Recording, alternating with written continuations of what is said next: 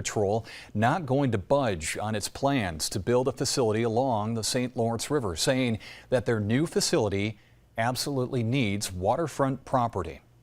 Here's 7 News reporter Chad Charette. Border Patrol has drawn a line in the sand. In a statement given to 7 News, Customs and Border Protection confirmed that its controversial planned facility in the region will have to be placed directly on the St. Lawrence River. Environmental activists, like those at the Thousand Islands Land Trust, aren't happy. The river community is not saying no to Border Patrol, but they're saying no to building a 48,000 square foot facility on the immediate shores of the St. Lawrence River. The news comes after Border Patrol held 2 public information meetings in which environmentalists voiced concerns about the project.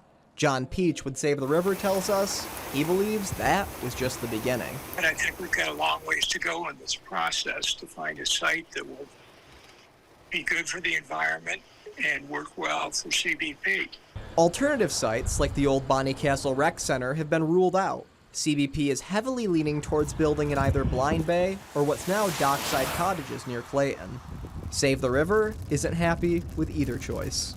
You know, we're not real estate specialists, but there are sites along Route 12 on the south side of Route 12 that have got plenty of acreage. The Thousand Islands Land Trust isn't a fan either. From our vantage point, CBP really needs to look at their operational criteria and requirements and consider which aspects they're willing to compromise with the river community. Border Patrol has said it expects to complete a supplemental environmental assessment of the facility's impact on Blind Bay by the end of the year. Chad Charette, 7 News.